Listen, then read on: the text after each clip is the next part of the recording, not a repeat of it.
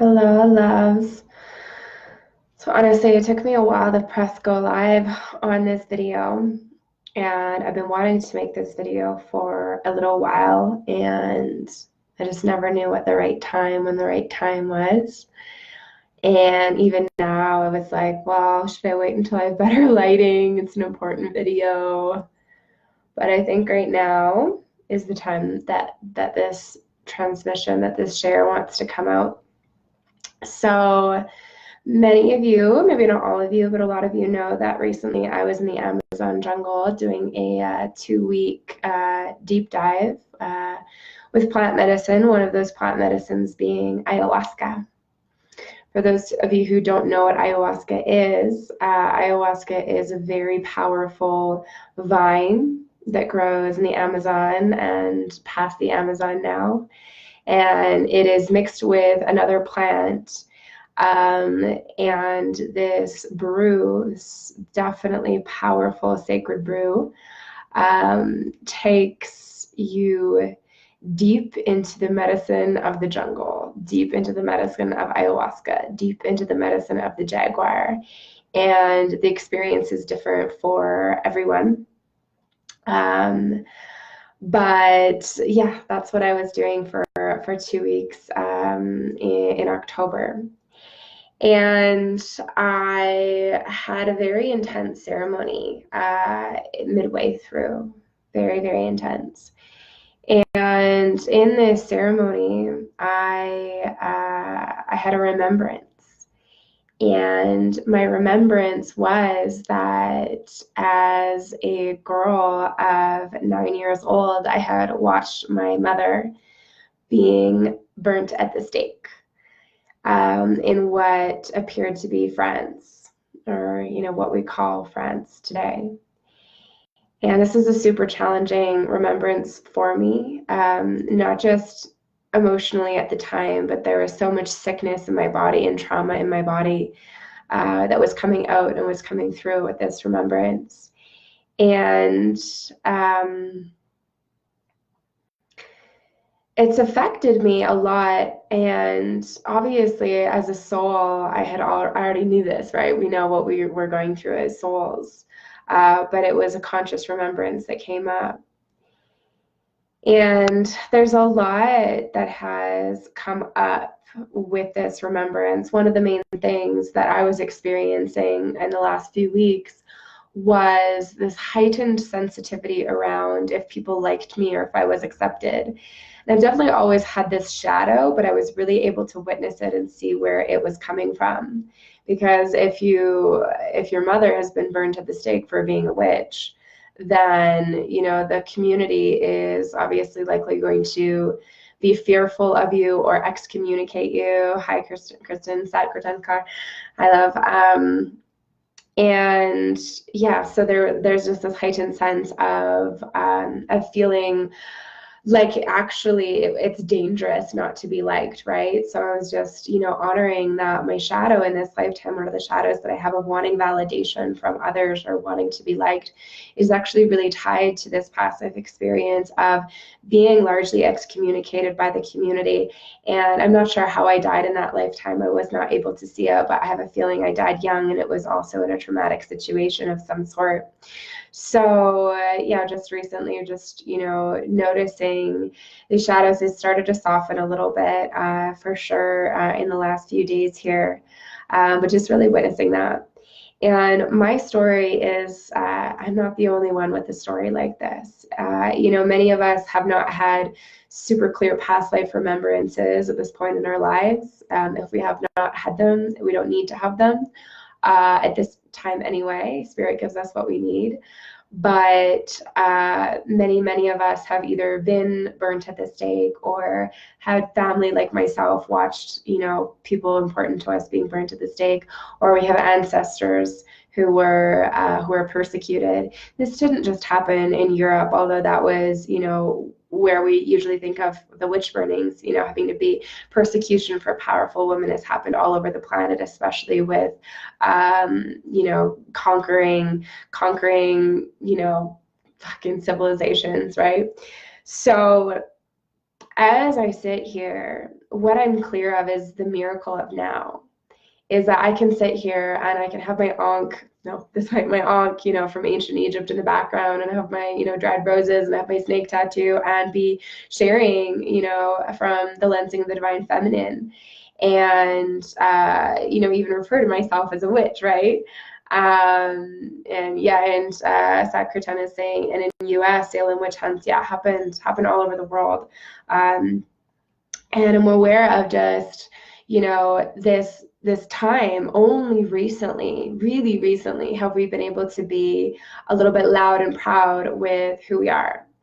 And one of the best ways that we can really honor those who have been, traumatically killed or tortured over many centuries, is to really reclaim the goddess, is to really embody the divine feminine, and to really walk with the energy that those who were killed were persecuted for.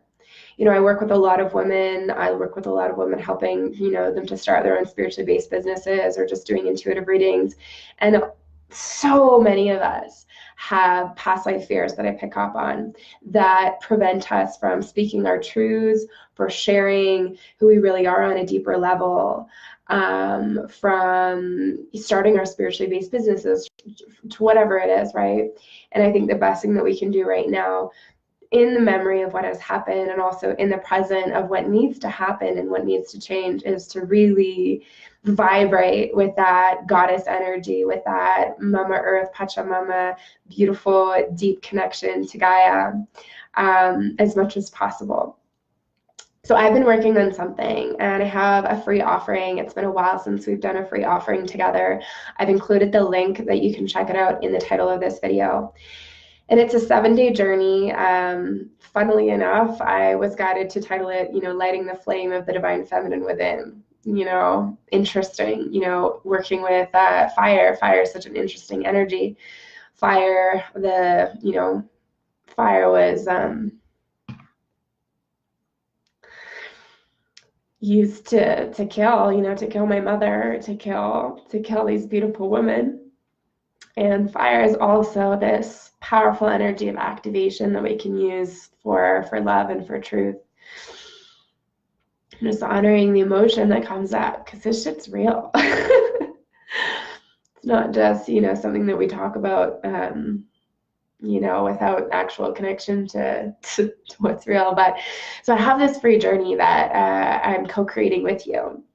We start on November 21st, and it's a 7-day journey, and we're going to go through every single day a transmission and activation with the divine feminine, from working with the goddess Isis and going on a guided journey back to ancient Egypt and receiving guidance about our life purpose, to I'll be sharing how I do my menstrual blood ceremonies and how I give my blood back to the earth, why that's so important, to going on a journey, a guided journey to Avalon, to remember our lineages and who we are on a soul level.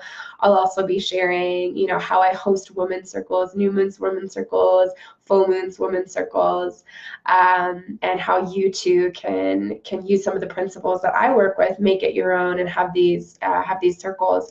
So really, the 7-day experience, and Sad Curtin is saying it's a new dawn, fire, powerful. This whole 7-day experience is meant to deeply activate the divine feminine within us and help us to embody that frequency, because it's so needed right now.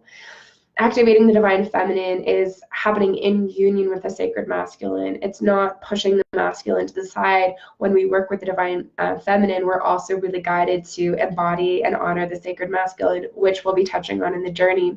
So I just want to clarify that. So you can sign up with the link. Again, it's free. It's a 7-day journey, and my strong intention with this journey is that we activate the divine feminine within, not just as a concept, an idea, pretty pictures, women in red dresses, but actually we embody the goddess. We activate that frequency of the divine feminine, and we start to awaken to some of our past lives, or how we have served or may have served the goddess. Because from my understanding, our soul missions don't just exist in this lifetime. They span many lifetimes. So when we can have when we can have remembrance of our lineage or where we've been as souls.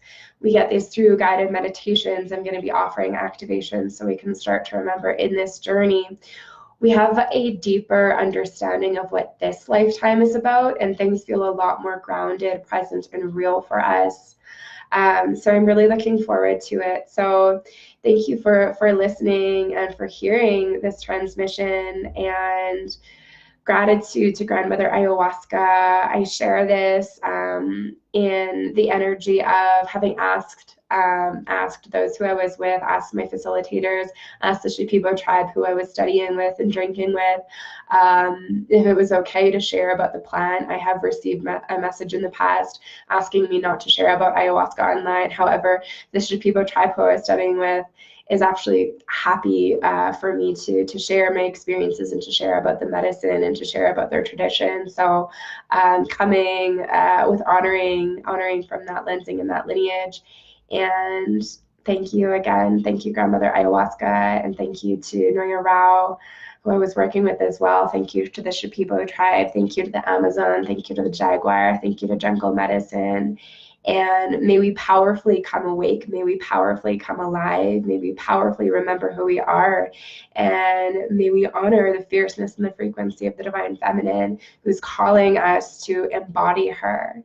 And she can be super fierce. She can be soft, she can be fluid, she can be flexible, she can be sexy, and she can be fucking super fierce. So honoring her, calling on Isis, calling on Mary Magdalene, calling on Kali, calling on Mother Mary to be with us in this journey that we're beginning, lighting the flame of the Divine Feminine within. So again, if you want to join us, sign up with the link that I've left in the title of this video. And so much love for you. Danielle's here giving us some hearts, and thank you. So if you have any questions, let me know, and I will be sharing lots more about the journey over the coming days before we begin. Bye, loves.